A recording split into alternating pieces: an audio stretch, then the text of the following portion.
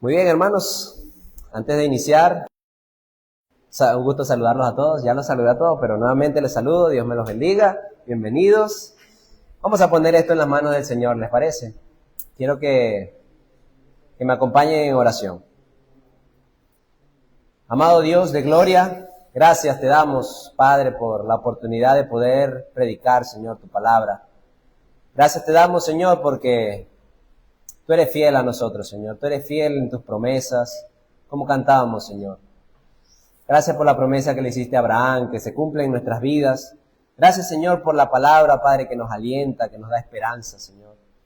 Te pido, Dios, que me uses en esta noche, Señor, para animar a mis hermanos, para exhortarles, y también para exhortarme y animarme a mí mismo, Señor, que también lo necesito, Señor. Oh, Señor, tu palabra es una espada de doble filo, Señor, y nos corta, Señor, y nos muestra, Señor, nuestros errores, nos muestra, Señor, cuánto debemos crecer, cuánto nos falta, Señor Jesús. Pero también nos reconforta y nos anima, Señor, sabiendo que tenemos una esperanza maravillosa en los cielos, Señor. Úsame, Señor, en esta noche para la gloria de tu nombre. En el nombre de Jesús, Señor. Amén y amén. ¿Quiénes recuerdan de qué estamos hablando? Los Gálatas, ¿no? Hay algo interesante que quiero mencionar antes de iniciar el sermón, y es que la carta a los Gálatas no fue escrita para un seminario teológico, ¿sabían eso? No fue escrito para una universidad. No fue ni siquiera escrito para personas superdotadas en ese entonces que seguramente sabían mucho sobre léxico, sobre palabras, sobre argumentación, filosofía. No, fue escrita ¿para quiénes? Para una iglesia. Cristianos comunes y corrientes. Y en el primer siglo es muy probable que la mayoría de ellos ni siquiera supiera leer, ni escribir. Probablemente habían personas muy humildes, personas de campo, personas que sabían acerca de la tierra, de trabajo fuerte, no de filosofar, ni de ponerse a pensar en grandes argumentos, ni discursos. Probablemente ese era el grupo de personas a la que esta carta llegó. Póngase a pensar en eso por un momento. Sin embargo, el Espíritu Santo inspiró al apóstol Pablo para escribir esta hermosa carta, llena de muchos regaños, por supuesto, llena de exhortaciones muy fuertes y de enseñanzas muy profundas. Pero quiero que no se desanimen esta noche y diga, no, eso es muy profundo, seguramente eso es para un seminario nomás, para pastores, para teólogos. No, eso fue escrito para usted y para mí. Amén. Quiero que me acompañe a Gálatas capítulo 3. Y hoy vamos a hablar acerca de un tema que permea todos los versículos del 15 al 29. Y el tema central de esta enseñanza y el título que yo le puse fue La promesa de Dios. ¿Lo tienen? Gálatas 3 del 15 al 29. Esa es la cita que vamos a estar meditando en la noche de hoy, pero quiero que piensen en el título que le puse. La promesa de Dios. Amén. La promesa de Dios. Pablo, a través de estos textos, quiso recordarle a los Gálatas la bendición de tener una promesa de Dios. No fue que Dios los dejó desamparados como cristianos en el mundo, sin nada que hacer, sino que Dios les hizo una promesa muy hermosa a cada uno de los cristianos en el mundo. Y ese es el tema que permea toda la carta, por eso yo le puse toda la sección, por eso yo le puse el título de este sermón, Las promesas de Dios. Quiero que leamos el verso 15. Dice, hermanos, hablo en términos humanos. ¿Sí estamos acá? Muy bien. Hermanos, hablo en términos humanos. Un pacto, aunque sea humano, una vez ratificado, nadie lo invalida ni le añade condiciones. Ahora bien, las promesas fueron hechas ¿a quién? A Abraham y a su descendencia. No dice y a las descendencias como refiriéndose a muchas, sino más bien a una y a tu descendencia, es decir, Cristo. ¿Sí saben ustedes quién era Abraham? Fue el patriarca, aquel que Dios escogió y llamó para crear una nación. Un hombre común como cualquier otro, estaba tranquilo en su casa, probablemente estaba en sus quehaceres, y Dios se le aparece y le dice, mira, Abraham, capítulo 12 de Génesis, sale eso en el primer libro de la Biblia. Abraham, yo quiero que tú te vayas del lugar donde estás, te dirijas a esta tierra, y yo en ti haré una gran nación. Lo interesante de Abraham es que cuando Dios le dijo eso tenía 75 años. ¿Conoce usted una persona que tenga 75 años o cerca? ¿Podría usted imaginarse que esa persona tenga muchos hijos? A partir de ese entonces me refiero, o sea, una persona de esa edad, usted la ve y lo menos que piensa es en fructividad. En fertilidad. Usted lo menos que piensa es que va a ser una persona que va a tener muchos hijos probablemente. No. Pero Dios se le aparece a Abraham y le dice, mira, en ti haré una gran nación. Ese fue Abraham. Y cuando Pablo empieza a decirle a los Gálatas y a mencionarles esta historia, lo hace con el fin de recordarles a ellos que la forma como Dios prometió la salvación, que empezó de alguna manera con Abraham, basada en la fe, fue de manera asombrosa. Fue algo fuera de lo común. Abraham, una persona de 75 años, se le prometió que iba a tener muchos hijos. Y eso nos lleva a nuestro primer punto de esta enseñanza, y era, Dios prometió. ¿Qué prometió Dios? ¿Qué le prometió Dios a Abraham? Quiero que me acompañen a Génesis. Vamos a ir un ratito allí. Vamos a mirar cómo fue eso que pasó con Abraham. Porque era importante para los Gálatas recordar esta historia, porque ellos pensaban de alguna manera que la ley de Moisés, ¿sí?, los mandamientos basados en rituales y en prohibiciones de comida, de vestido, y cuestiones muy complicadas eran mejor que esto. Génesis 12, del 1 al 3. Para los que no habían conocido la historia de Abraham, se las presento. Génesis 12, este ancianito de 75 años, dice la palabra del Señor en el verso 1. Y el Señor dijo a Abraham, vete ¿de dónde? De tu tierra, de entre tus parientes y de la casa de tu padre. ¿A dónde? Muy bien, a la tierra que yo te mostraré. ¿Qué dice la promesa?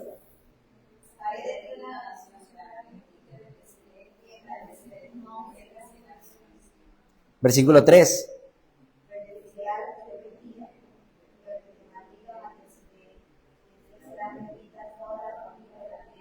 Muy bien. Así empezó la promesa de Dios con Abraham. Pero fíjense de algo interesante. Antes del capítulo 12 de Génesis, solo se menciona a Abraham en una ocasión para hablar de la genealogía, ¿no? En el capítulo 11 se habla de la descendencia de Adán, hasta que llegan a Abraham. Pero no había nada especial en Abraham. No dice que Abraham era una persona de fe, no dice que Abraham era una persona muy honrada, bondadosa. No dice nada especial de Abraham, simplemente que en el capítulo 12 Dios se le aparece. Ustedes dirán, no, pues seguramente Abraham era una persona especial. Seguramente Abraham era una persona que conocía mucho del Señor. Pero la Biblia dice, en el capítulo 24 de Josué, que Abraham, antes de que Dios lo llamara, y que vivía en Ur de los Caldeos, que era una ciudad muy idólatra, dice que él también era idólatra. ¿Sabía ese detalle? Abraham era una persona que no honraba a Dios. Tremendo. Y dice la palabra en el capítulo 12 de Génesis que Dios se le aparece y le da una promesa de bendición. Ustedes se preguntarán, ¿y por qué Abraham? ¿Qué tenía de especial Abraham? Bueno, como les estaba diciendo, era una persona que era idólatra. Además era una persona muy vieja. No tenía un prospecto de ser una persona que iba a lograr mucho en lo que le restaba de vida. Y aún así Dios se le aparece y le hace una promesa. ¿Sabe qué es lo interesante de este relato? Que así es Dios. Dios no necesita personas especiales para hacer grandes cosas. Él es un Dios grande y Él puede hacer grandes cosas con quien sea. Amén.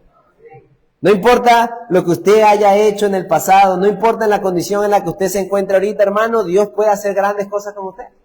Así es Dios. En realidad es así como a Dios le gusta hacer las cosas. A Él le gusta buscar cosas complicadas para que las personas le den la gloria por su obra. Amén. Y así fue la promesa con Abraham. Volvamos a Gálatas. Entonces,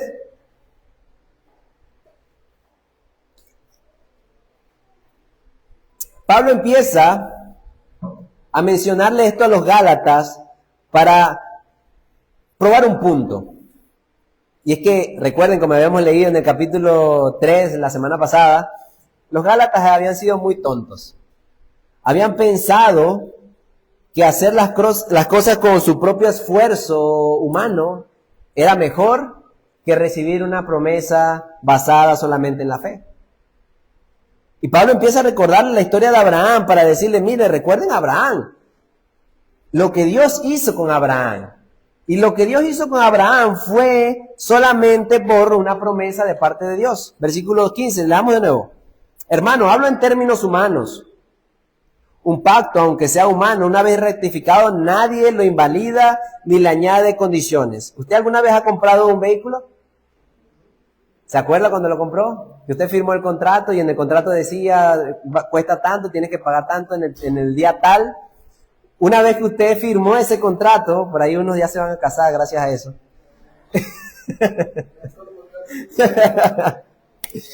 Una vez que usted firma un contrato, no hay forma de cambiar los términos. Las cláusulas ya están. Y eso es lo que Pablo está diciendo en el versículo 15. Un pacto, aunque sea humano, una vez ratificado, nadie lo invalida, ni qué más, ni le añade condiciones. Te firmó, el monto que voy a pagar es este, y después no es que usted va a regatear, no, pues si me lo bajas un poquito, no, ya usted firmó. Ese fue lo que acordamos. Versículo 16, ahora bien, las promesas fueron hechas a Abraham y a su descendencia, no dice, y a las descendencias como refiriéndose a muchas, sino más bien a una y a tu descendencia, es decir, Cristo. Versículo 17. Lo que digo es esto. Pablo empieza a aclararle qué es lo que quiere darle a entender a los Gálatas. La ley que vino, ¿cuánto tiempo después? Que no invalida un pacto ratificado anteriormente por Dios como para anular ¿qué? La promesa. ¿Cuál era el error de los Gálatas? Ellos pensaban que la ley de Moisés, o sea, el pacto que Dios hizo con Moisés y todos los mandamientos basados en guardar el día de reposo, en sacrificar animales, en ir al templo tal determinada fecha en el año, y todos esos mandamientos basados en la dieta de lo que tenían que comer, de las fiestas que tenían que cumplir obligatoriamente, ellos pensaban que todo eso había suplantado o había invalidado la promesa de la fe que se le fue dada a Abraham 430 años antes. ¿Sí vamos uniendo los cabos? Ellos pensaron por un momento que cuando Dios le dijo a Abraham, te bendeciré y haré de ti una gran nación y bendeciré a los que te bendigan, maldeciré a los que te maldigan, eso quedó en el pasado y fue sustituido por la ley de Moisés. Ellos pensaron eso. Por eso Pablo empieza a probarles el punto. Mira, un pacto o un contrato, una vez se firma, no hay forma de anularlo ni de añadirle nada. Contrario a lo que ustedes piensan que para Dios es más importante o su propósito era la ley de Moisés, cuando su propósito inicial fue 430 años con la promesa. Amén. La promesa era primero y la ley no podía anularlo. ¿Ya? Entonces, ¿qué fue lo que Dios le prometió a Abraham? ¿Sí recuerdan el texto que leímos? 3 versículos. Leímos en Génesis. Bendición. Haré de ti una gran nación. Y en ti serán benditas todas las naciones de la tierra. Esa fue la promesa. En esa promesa, yo quiero que usted me responda esta pregunta, hermano. ¿Dios le puso una condición a Abraham? ¿Abraham tenía que hacer algo de vuelta para que esa promesa se cumpliese? No. El pacto o la promesa que Dios le hizo a Abraham era basada solamente en lo que Dios iba a hacer. Yo quiero bendecirte, yo te bendeciré y bendeciré al mundo. Esa fue la promesa. En ningún momento Dios le dijo a Abraham, si tú haces esto, yo te bendeciré. No, era yo te bendeciré. Dios va a bendecir. Y eso es lo que Pablo le dice a los Gálatas. No se trata de lo que tú hagas por Dios, es lo que Dios hace por ti. Eso es lo más importante. Eso es lo que yo quiero probar en esta noche y lo que Pablo quería probar miles de años atrás a los Gálatas. Versículo 17, leímos ahorita. Sigamos allí. Recuerden el argumento. Lo que digo es esto, Pablo está diciendo, la ley que vino 430 años más tarde no invalida un pacto ratificado anteriormente por Dios, como para anular la promesa. Versículo 18. Porque si la herencia depende de la ley, ya no depende de ¿qué? De una promesa. Pero Dios se la concedió a Abraham por medio de ¿qué? De una promesa.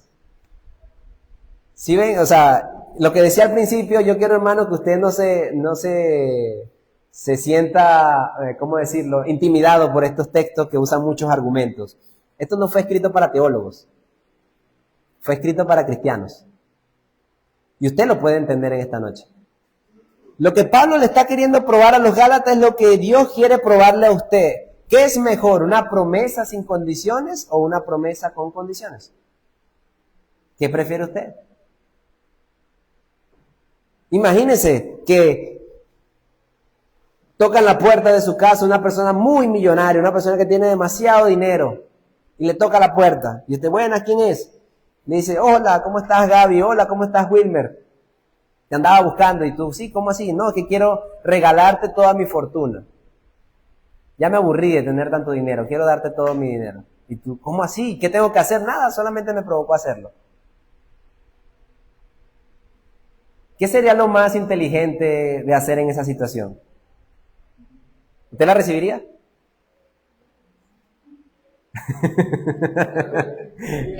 Es una pregunta con trampa. Las hermanas, estas hermanas son demasiado espirituales, no les gusta el dinero. Estas hermanas son muy espirituales, son personas que no piensan en el dinero, no. Hermano, lo más inteligente que usted puede hacer es recibirla. Es un regalo. Pero imagínese que usted sea una persona pero tan orgullosa que usted diga, no, yo todo lo que tengo en la vida me lo he ganado con mi propio esfuerzo. Yo no necesito que nadie me esté regalando nada, yo no soy un mendigo. ¿Sería eso inteligente? O sea, en serio, no, le estoy haciendo la pregunta, hermano, no es una pregunta retórica, yo quiero que usted me responda. ¿Sería eso inteligente o sería muy tonto? Estamos hablando de dinero lícito. Estoy hablando de una persona que tiene dinero. Estoy hablando de una persona, les dije, una persona que tiene mucho dinero y que de repente le provocó, amaneció no sé, muy espiritual y dijo, quiero dejar toda mi riqueza, no la necesito, se la voy a dar a alguien más. Y llegó a tu casa y te la ofreció. ¿Usted la recibiría? Así me gusta, hermano. Es dinero lícito, hermano, es dinero lícito. Es una persona multimillonaria. Y este ejemplo humano que estoy usando, hermanos, que es muy tonto, pero que prueba una realidad espiritual, hermano. Dios, el dueño del universo, el dueño de todo lo creado, le ofreció a los Gálatas una salvación gratuita completamente. ¿Y qué hicieron los Gálatas? No, yo no quiero eso. Yo quiero ganármela yo mismo. ¿Sí me doy a entender? Esa fue la tontería que hicieron los Gálatas. Y que muchas veces nosotros inconscientemente también hacemos. Muchas veces, ¿por qué nosotros como cristianos nos desesperamos y nos sentimos deprimidos cuando no somos lo espiritualmente grande que quisiéramos ser? ¿Sabe por qué pasa eso? Porque nosotros olvidamos que nuestra salvación es un regalo y empezamos a pensar que tenemos que ganárnosla. Cuando nosotros dejamos de pensar que la salvación es una promesa hecha sin condición para nosotros y empezamos a pensar, no, que seguramente hoy Dios ya está cansado de mí. Empezamos a deprimirnos y nos frustramos. Seguramente eso que hice ayer, eso que dije, eso que pensé, ya, de verdad que ya no tengo ya forma de repararlo. Es que Dios no te pidió que lo repararas. Dios te pidió que confiaras en Él nada más. Dios no te dijo que hicieras penitencia para resolver lo que hiciste. Dios no quiere eso. Dios no quiere que te autoflageles porque hiciste un pecado. Dios simplemente quiere que descanses en Él. ¿Sí, hermanos? Esa es la promesa que Dios hizo para nuestra vida. Eso fue lo que Dios le prometió a Abraham. Abraham era un pecador como todos los demás en el mundo. Abraham no tenía nada bueno en él mismo que ofrecerle a Dios y Dios le ofreció la salvación. Pero Abraham no fue como los Gálatas insensatos. Él fue muy astuto. ¿Sabes qué hizo él? En Venezuela hay un dicho que nosotros decimos, cogió sus macundales y se fue. Dios le dijo, vete de tu tierra, y él dijo, vámonos. No se puso ahí como que, no, es que me gusta mucho aquí el clima. No. A mí me prometieron bendición, a mí me ofrecieron vida, a mí me ofrecieron ser hijo de este Dios. Yo no voy a desaprovechar esa oportunidad. Abraham cogió todas sus maletas y se fue. Déjame preguntarte algo. Ante esta oferta de Dios, de una promesa de vida eterna, ¿vas a coger tus maletas y vas a seguirlo? ¿Estás dispuesto a hacerlo de verdad? ¿Estás dispuesto a abandonar? No te estoy hablando de un lugar físico. ¿Estás dispuesto a abandonar el pecado para recibir esa bendición? Amén, hermanos. ¿Estás dispuesto a abandonar todo lo que te ate y evite que sigas a Dios para recibir esa bendición? Amén. No seamos como los Gálatas. Y eso nos lleva a nuestro segundo punto, que creo que es el más largo que voy a tratar esta noche. Es muy profundo y voy a tratar de resumirlo un poco. Y eso nos lleva a una pregunta. Punto número 2. Entonces, ¿cuál es el propósito de la ley? Es una pregunta que surge naturalmente y Pablo lo sabía y por eso lo responde a partir del versículo 19. ¿Cuál es el propósito de la ley? ¿Se ha preguntado usted por qué Dios entonces hizo la ley de Moisés y después Pablo, miles de años después, iba a estar escribiendo una carta para decir que no tenemos que estar bajo la ley? Es una pregunta muy profunda y que tiene una respuesta muy interesante en estos textos. Quiero que lea conmigo. ¿Estamos todos aquí? Versículo 19. Fíjense cómo Pablo sabía que íbamos a preguntar esto. Entonces, ¿para qué fue dada la ley? Me he dedicado toda la carta, dice Pablo, a decir que no estamos bajo la ley. Y ustedes se preguntarán, ¿para qué entonces sirve el 70% de la Biblia, que es el Antiguo Pacto? ¿Sí se ha dado cuenta que el Antiguo Testamento es más largo que el Nuevo? Entonces, ¿para qué sirve todo eso si ahorita no estamos bajo la ley? Es una pregunta muy natural que surge, y Pablo lo sabía.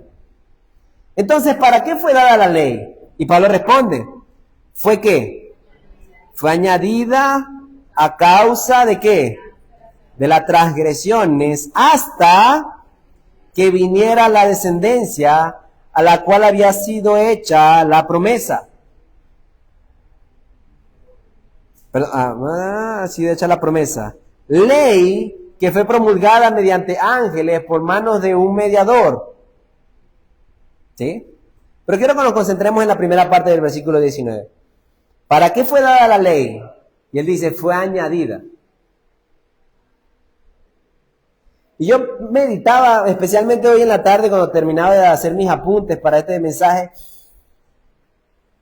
Yo iba prácticamente a pasar de largo esta verdad, pero el Señor ahí llorando y todo eso, meditando en esto, yo dije, aquí hay una perla que yo tengo que mencionar a los hermanos, porque Pablo sabía, el Espíritu Santo sabía que era una pregunta que iba a surgir en nuestras vidas. ¿Para qué fue dada la ley? Es importante responderla, porque si no, vamos a ser como muchas personas, muchas sectas que simplemente dicen, bueno, ya no estamos bajo la ley, ya no leo nunca más el Antiguo Testamento. No me sirve, dicen ellos. No estamos bajo la ley, no leo el Antiguo Testamento, no me sirve, leo solo el Nuevo. Pero eso es un error, es un tremendo error, porque la ley fue añadida a causa de las transgresiones, hasta que viniera la descendencia. Pero es interesante lo que Pablo añade ahí, hasta que viniera la descendencia a la cual fue hecha la promesa. Recuerden, mi hermano, ¿cuánto tiempo pasó hasta que se promulgó la ley? Y cuando Dios le prometió a Abraham un descendiente, ¿en cuánto tiempo tuvo a Isaac?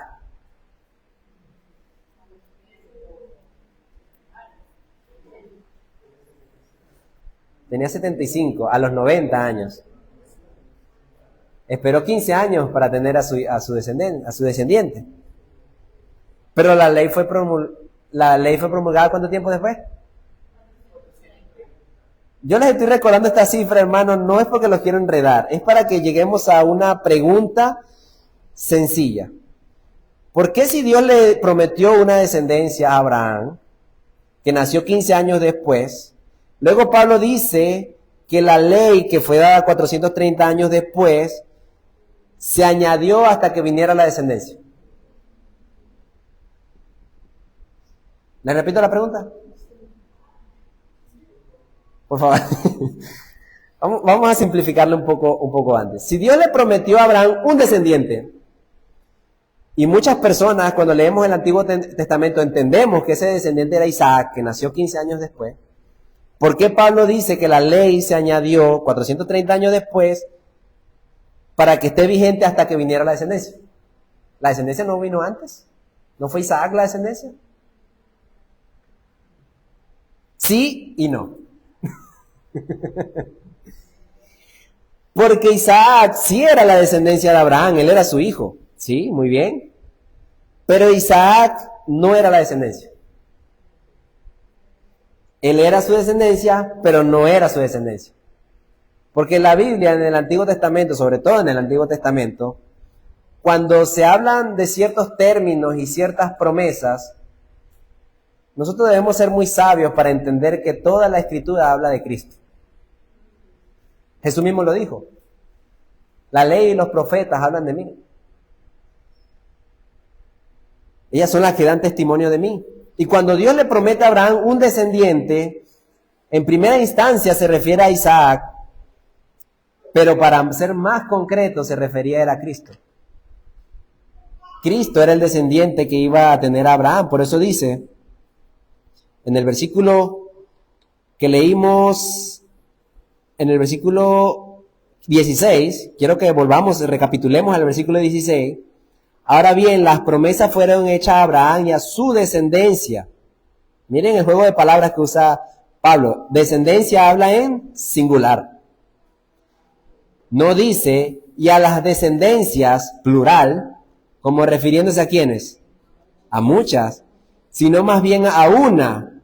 Y repite, y a tu descendencia, es decir, ¿quién? ¿Quién era el descendiente de Abraham? ¿Era Isaac o era Cristo? Cristo era el descendiente de Abraham. Por eso, la ley, versículo 19, ahora sí vamos a responder la pregunta del millón. ¿Para qué fue dada la ley? Fue añadida a causa de las transgresiones hasta que viniera la descendencia. Es como cuando el gobernador, el alcalde, el presidente construye una carretera, ¿sí? Él construye la carretera. Quiero que le presten atención a esta analogía, porque es importante entender la idea que Pablo está planteando.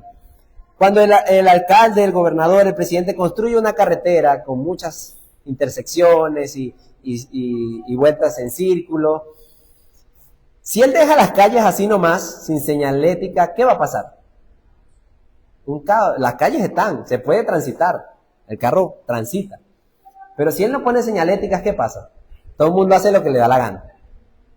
Y muy probablemente haya muchos accidentes de tránsito. Pero ¿qué pasa? Debido a la imprudencia, o digamos a que todo el mundo quiere llegar a su destino y no le importa si otro va a su destino, es necesario añadir señales de tránsito. Poner semáforos, poner señaléticas. ¿Para qué? Para evitar que la gente se vuelva un caos. Y todos puedan llegar ¿a qué? A su destino a salvos. Si ven, la señalética, que en este caso es la ley de Moisés, fue añadida por Dios para que los israelitas, el pueblo de Israel, pudiera llegar a su destino, que era Cristo. Por eso Dios empezó a prohibirle cosas como casarse con gente de otras naciones. Empezó a prohibirle cosas como que en Israel habían 12 tribus. Empezó a prohibirle cosas como que entre las tribus se mezclaran. Te dirá, ¿por qué? Porque Dios necesitaba que cada tribu estuviera bien definida, porque el Mesías iba a venir de una tribu en específico. Pero si todas las tribus hacían lo que le daba la gana, ¿cuántas tribus hubiesen quedado intactas? ¿Sí ven? O sea, Dios empezó a añadir leyes y empezó a añadir mandamientos para proteger al pueblo de Israel, para que el pueblo de Israel pudiera llegar a salvo a su propósito, que era ¿quién? El descendiente, Cristo. Y gracias a la ley de Moisés, aunque el pueblo de Israel no lo cumplió en su totalidad, gracias a la ley de Moisés, a duras penas el pueblo pudo llegar intacto a Cristo. Porque si usted ve la historia, justo le comentaba a alguien esta semana, no recuerdo, o no sé si fue en el estudio bíblico, fue a mi esposa, alguien le comentaba. No, fue a Pati, cierto, sí. Yo le decía, las 12 tribus de Israel, las únicas 2 tribus que quedaron intactas, fue la tribu de Judá y de Benjamín.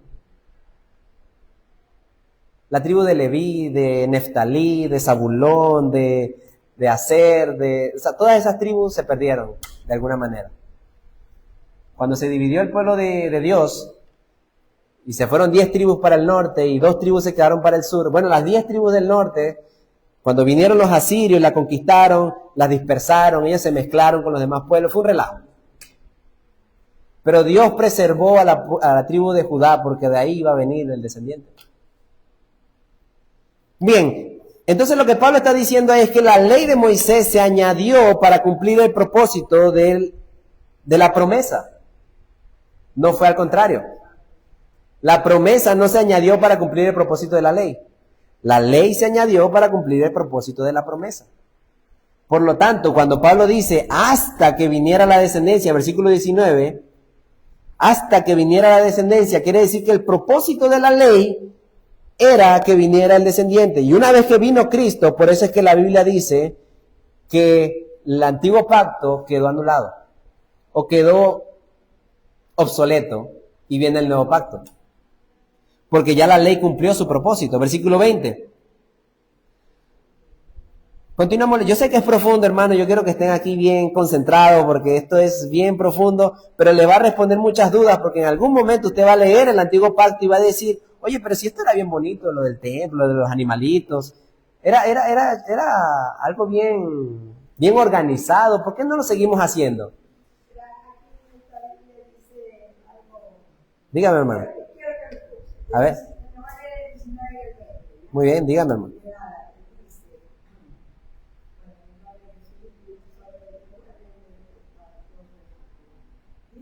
Entonces, ¿para qué se hizo la ley?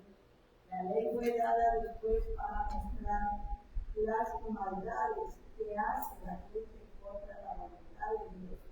La ley queda válida hasta el momento en que llegara aquella descendencia que iba a recibir la promesa.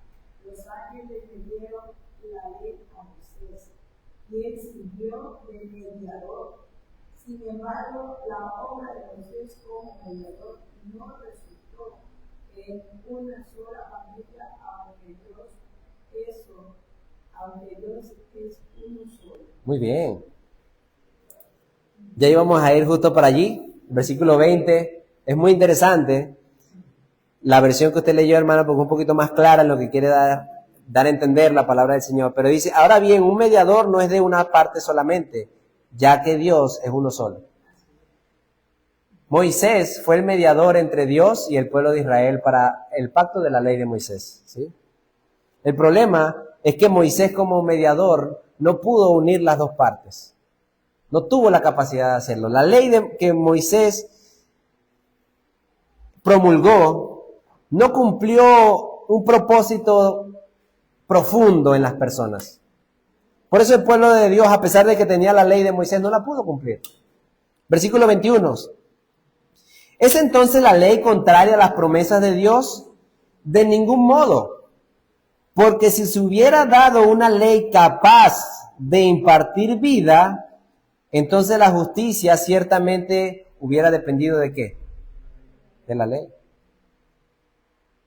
Pero la Escritura lo encerró todo bajo pecado para que la promesa que es por la fe en Jesucristo fuera dada a todos los que creen.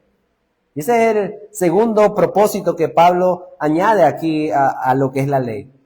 Número 1, la ley era como una protección para poder cumplir el propósito de la promesa. Para que las personas no se desenfrenaran en su pecado y que hubiera un orden hasta que se cumpliera la voluntad de Dios, que era la llegada del descendiente, que era Jesús. Pero en segundo lugar, también la ley encerró todo bajo pecado. Y usted dirá, ¿a qué se refiere con que encerró todo bajo pecado? Bueno, cuando dice que encerró todo bajo pecado, se refiere a que nos mostró la condición del ser humano y la necesidad que tenía de un Salvador. Porque si no hay ley, no hay pecado. ¿Recuerdan la analogía de la carretera que decía hace un momento? Si usted en esa carretera sin señalética, usted pasa de largo y choca a otro carro que venía en dirección contraria, y viene el vigilante y le quiere poner una multa, una infracción, o quieren sancionarlo por su imprudencia, ¿qué le diría a usted? ¿No había señalética? ¿Qué incumplí yo? Que no había nada para cumplir. ¿Sí? No, usted tenía que dar el paso, pero ahí no decía pare. Y usted tendría la razón, ¿cierto? No había una ley que te acusara de algo. Pero la ley de Moisés fue establecida para mostrarle al pueblo la necesidad que tenía de Cristo. Versículo 22, por eso dice, pero la Escritura lo encerró todo bajo pecado, para que la promesa que es por la fe en Jesucristo fuera dada a todos los que creen. La ley nos mostró lo malo que somos y lo necesitados que estamos de la gracia de Dios. Por eso nadie tiene excusa de decirle a Dios, no, yo no he pecado contra ti. Y tú le muestras toda la ley y le dices, aquí hay bastante en tu currículum de lo que has hecho. ¿Cierto? La ley encerró todo bajo pecado, nos encerró a todos bajo pecado y nos mostró nuestra condición de pecadores, de personas necesitadas de Dios, de personas que somos orgullosas, mentirosas, que somos envidiosas y todo lo que somos como seres humanos. Eso es la ley. La ley nos muestra nuestra necesidad de un Salvador. Por eso la ley no es que es mala en sí. La ley es un medio que Dios usó para poder luego manifestar su salvación. Por eso tuvo que venir Cristo a salvarnos, porque nosotros no podíamos cumplirlo. Nunca pudimos hacerlo. Fue añadida a causa de nuestra rebeldía. Y eso nos lleva a nuestro tercer y último punto. Sí quedó claro lo de la descendencia, de que Cristo era el descendiente. Sí quedó claro para qué fue escrita la ley de Moisés. No fue escrita porque Dios estaba aburrido y quería hacer una novela interesante. Fue escrita con un propósito, fue dada con un propósito, y el propósito era la salvación. La ley fue añadida para cumplir el propósito de la salvación, pero no era el fin de la salvación. Y eso nos lleva a nuestro tercer y último punto, y es el propósito más hermoso y glorioso de la ley, pero que no debemos confundir. La ley nos prepara para Cristo, la promesa. Versículo 23. Y antes de venir la fe, ¿qué estábamos? Confinados para la fe que había de ser revelada.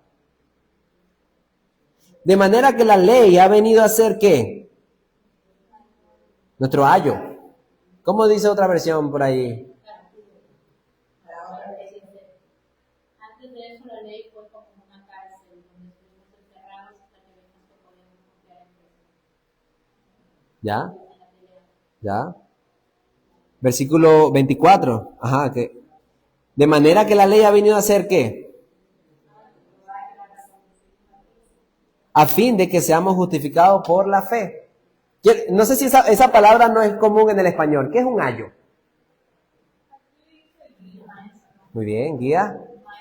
Maestro, muy bien. ¿Alguna vez habían escuchado ese término? ¿Ayo?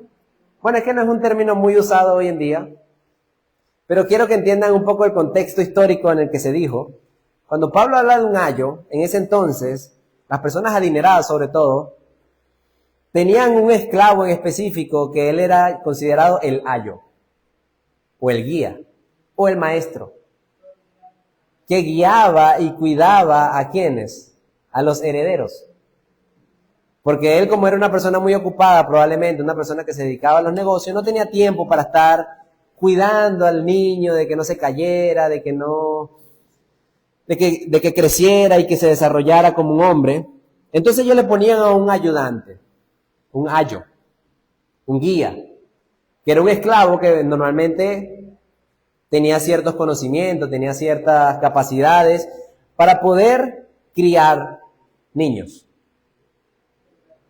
Pero no solo eso, el ayo tenía incluso la autorización del padre de disciplinar a su hijo cuando su hijo hacía las cosas mal. Imagínense eso. Es como una niñera, pero con superpoderes. Es como una niñera que tiene la autoridad del padre mismo. Que como el padre no está presente y el niño hace una rabieta o hace algo que no debe, desobedece una orden que le dio el padre o incluso que le dio el mismo ayo, tenía la autoridad de sacarse la correa y darle su buena reprensión, su buena disciplina. Él tenía la autoridad de hacer eso. Pero ese ayo solamente estaba vigente en la vida de los niños, de padres adinerados sobre todo, hasta que él llegaba ¿a qué edad? A la adultez. Cuando ya él era adulto, ya se consideraba una persona capaz de tomar decisiones por sí mismo, ya era una persona responsable de sí mismo y no necesitaba un ayo. Pero Pablo usa esta figura, versículo 24, de manera que la ley ha venido a ser ¿qué? Nuestro ayo, para conducirnos ¿a quién? A Cristo, a fin de que seamos justificados por la fe. ¿Recuerdan lo que les decía? La ley nos mostró nuestro pecado y nuestra necesidad de Cristo. Nos llevaba, nos disciplinaba. Cuando nosotros hacemos las cosas mal, decía, mentiste. La ley dice, no mientas. Te disciplinaba, te regañaba, te mostraba lo pecador que era. Robabas, robaste. La ley dice que no debes robar. Te disciplinaba, te mostraba la necesidad que tenías del perdón. Pero cuando vino Cristo y te perdonó, tú no necesitas que la ley te diga, no debes robar. Tú ya eres de Cristo. Amén. Entonces, por eso es que dice, nos condució a Cristo, nos llevó a Cristo. Versículo 25. Pero ahora que ha venido ¿qué? Ya no estamos, ¿dónde? Bajo ayo. ¿Quién es el ayo? El guía. ¿Pero a quién se refiere como a la ley de Moisés? ¿Estamos bajo la ley de Moisés? Nuevamente quiero usar la analogía de la carretera. He estado construyendo esta analogía por algunas semanas porque yo dije, lo voy a necesitar en el capítulo 3. Recordamos, primero la carretera no tenía señalética, era un caos. Era necesario ponerle señalética. Se le puso señalética. ¿Cuál es el propósito de la señalética? No. Ah, muy bien. Las señaléticas quieren el bien de las personas. El propósito de la señalética no es que tú te pares en el semáforo, no, ese no es el propósito. El propósito es que cuando pases la calle no te mate un carro que venga al contrario. ¿Sí me va a entender? O sea, Él quiere bendecirte. Él quiere tu bien. Él quiere que llegues a tu destino a salvo. Ese es el propósito de la señalética. No nos confundamos. El problema de los Gálatas es que ellos pensaban que el propósito era la señalética. Algo así como que quiero estar parados en el semáforo. Me gusta estar parado en el semáforo en rojo. No, ¿a quién le gusta estar en un semáforo en rojo? A nadie. Ellos pensaban que era bonito, el propósito de Dios era el semáforo. No, el propósito de Dios era llevarte a un destino, que era Cristo.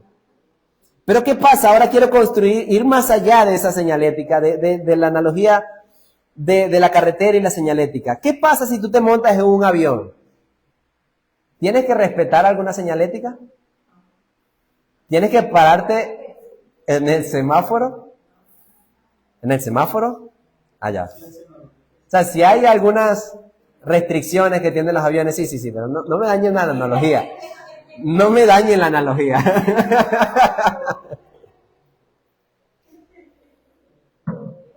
La pensé por muchos días.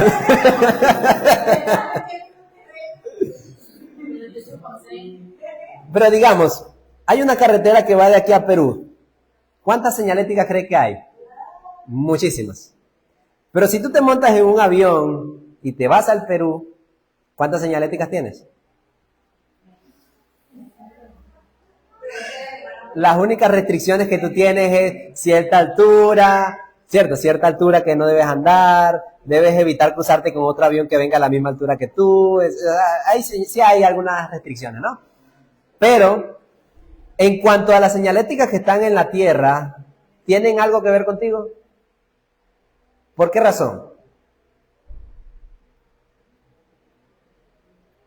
Porque, exacto, o sea, no tienes que guardar ninguna señalética de la tierra porque tú estás pasando por encima.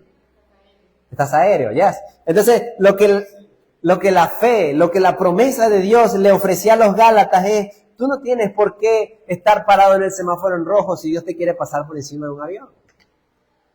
Tú no tienes por qué estar allí parándote en el pare. Cuidado, no rompa esta ley, no rompa esto, porque Dios te va a llevar a tu destino, que es la gloria, por encima. Eres libre de todas esas señaléticas porque Cristo te está llevando. Versículo 25, leíamos rápidamente. Pero ahora que ha venido la fe, ya no estamos bajo ayo, pues en Cristo, pues todos, ¿qué dice? Soy hijo de Dios mediante la fe en Cristo Jesús. ¿Por qué razón? Versículo 27. Porque todos los que fuiste bautizados en Cristo, de Cristo os habéis revestido. Y aquí añade algo que es tajante, y con esto termina el apóstol Pablo su argumentación. No hay judío ni griego, no hay esclavo ni libre, no hay hombre ni mujer, porque todos, ¿qué? Soy uno en Cristo Jesús. Los Gálatas querían ser judíos porque no es más bacán ser judío. Él dice, no, es que no hay judío, no hay griego, no hay esclavo ni libre. Lo que importa es que estés en Cristo. La nacionalidad de nosotros no es judío, gentil. Eso se acabó, hermano. Nosotros somos en Cristo. Nuestra nacionalidad, nuestra vida, nuestro espíritu, todo lo que somos está en Cristo. Versículo 29. Y si soy de Cristo, ¿qué dice? Hermano, este es para usted, hermano. Y si soy de Cristo, entonces soy ¿qué? Descendencia de Abraham, herederos según la promesa. Los Gálatas habían cometido el error de pensar que era mejor estar bajo el ayo. Ellos pensaban que era mejor estar siendo guiados por un esclavo. ¿Sí? Que tú no puedes tomar ninguna decisión, tú no eres libre, tú tienes que estar allí, que te digan a qué hora pararte, a qué hora acostarte, a qué hora sentarte, y tú no podías disfrutar de la herencia de tus padres. Porque en este caso, un hijo, más adelante en el capítulo 4 vamos a hablar de eso, Pablo habla en su contexto histórico, dice, un hijo o una persona, un niño, en la ley, en la cultura en la que ellos se encontraban, era lo mismo que un esclavo. ¿En qué sentido? De que no tenía libertad.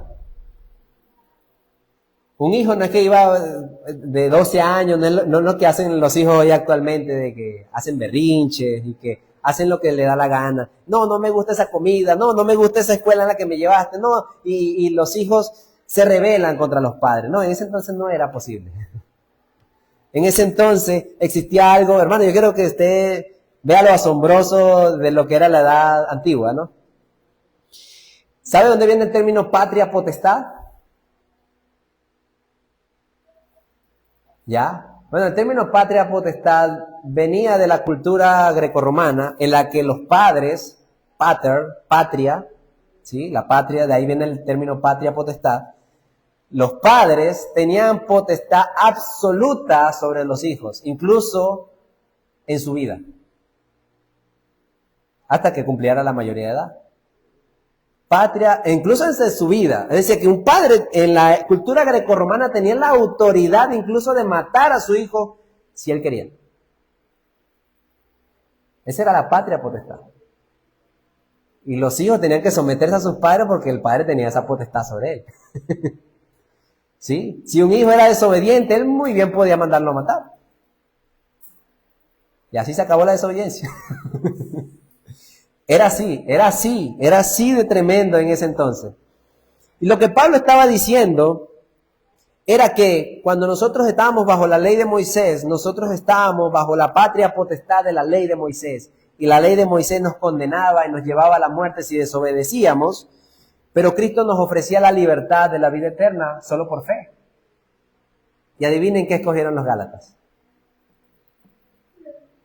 Por eso el capítulo 3 empieza diciéndole, Gálatas tontos. Insensatos. Ustedes prefieren que alguien los obligue, que los someta y que los lleve incluso a la muerte que la libertad que Cristo les ofrece. Hermano, no hagamos eso. No pienses por ningún momento, hermano, que es mejor estar bajo las restricciones de la ley de Moisés que la libertad que Cristo nos ofreció. Claro que la ley moral de Dios sigue vigente. Nosotros tenemos que obedecer a nuestros padres. Nosotros no debemos mentir, no debemos robar. Nosotros debemos honrar a Dios. Por supuesto que eso está vigente, porque esa es la ley moral de Dios. Pero tú no tienes por qué vestirte de cierta manera para ir al templo. Tú no tienes por qué comer o dejar de comer ciertos alimentos. Tú no tienes por qué hacer como los judíos que tenían que guardar el día de reposo y no hacer ninguna especie de trabajo porque era pecado. Y pare de contar las cosas que la ley decía. La semana pasada hablábamos de eso, ¿se acuerdan? Unas leyes que ustedes dirán que absurdo. Bueno, era la ley. Pero esa ley tenía un propósito, era llevarnos a Cristo. Ya estamos en Cristo, ya se cumplió ese propósito. Somos libres. Amén. Y Cristo nos ofreció la promesa. ¿Cuál es la promesa que nos ofreció? Terminemos con esto. Nuevamente leamos Génesis 12. Génesis 12, del 1 al 3. ¿Recuerdan cómo terminamos Gálatas 3? Que si sois de Cristo, sois hijos de Abraham y herederos de la promesa. ¿Cuál promesa? Una promesa que le hicieron a un hombre viejo que no tenía nada que ofrecerle a Dios. Y aún así Dios le ofreció todo. Versículo 2. A partir del versículo 2 empieza la promesa. Haré de ti una nación grande y te bendeciré. Y engrandeceré tu nombre. Y serás bendición. Bendeciré a los que te bendigan. Hermano, eso es para ti. Y a los que te maldigan, maldeciré. Y en ti serán benditas todas las familias de la tierra. Esa es la promesa que Dios le hizo a Abraham y a su descendencia, que es Cristo. Pero si nosotros estamos en Cristo, ¿qué somos? Descendencia de Abraham. Esa promesa es para nosotros. La bendición que Dios le prometió a su descendencia es nuestra ahora. Los que te bendigan serán bendecidos. Los que te maldigan se meten en problemas con Dios. Y en nosotros podemos llegar a hacer bendición a las grandes naciones. donde sea. Gloria a Dios. ¿Tú quieres ser de esa promesa? ¿Tú quieres vivir en eso? Bueno, la semana que viene vamos a estar hablando un poco más acerca de esas promesas. Pero yo quiero que usted se vaya, hermano, pensando aquí, dándole gloria a Dios, de que así como Abraham no tenía nada que ofrecerle a Dios, nosotros no teníamos nada que ofrecerle, y aún así Dios nos prometió bendición. Amén. Qué hermoso es eso. Cierra sus ojos allí, démosle gracias a Dios por eso. Gracias te damos, Señor Dios, por tus promesas. Por las promesas que le hiciste a Abraham, Señor, hace tantos miles de años, Dios, pero que en Cristo se han cumplido en nuestras vidas, Señor. Gracias por Jesucristo, Señor. Gracias porque tú nos ayudas a entender que la ley y los mandamientos, Señor, eran una ayuda para llevarnos hacia ti, Señor. Oh, Señor, cuando yo veo esa ley perfecta que nos muestra qué es lo que tú esperas de los hombres, nos muestra nuestra incapacidad, Señor. Pero cuando vemos a Cristo Jesús, nos alegramos, Señor, porque Cristo la cumplió por nosotros, Señor. Cristo fue el único hombre perfecto, Señor, que obedeció tus mandamientos de la cuna a la tumba, Señor. Y tú nos has regalado, Señor, su justicia, Señor. Tú nos has regalado su vida, Señor. Tú nos has regalado sus promesas. Tú nos has regalado su herencia, Señor. Dice la palabra que somos coherederos con Cristo, Señor. Qué privilegio, Señor Dios. Te pido, Señor, que a mis hermanos que están aquí, a mis amigos que están acá, Dios, tú los ayudes, Señor, a confiar solamente en Cristo por la fe, Señor, y no confiar en sus propias fuerzas para estar bien contigo, Señor, porque nunca lo estaremos, Señor. Pero gracias por Cristo, gracias por su salvación, Señor. Gracias por su bendición. Gracias por su vida eterna. Todo eso te lo agradecemos en el nombre de Jesús, Señor. Amén y amén. Bueno, hermanos, unos anuncios que me dijo mi hermana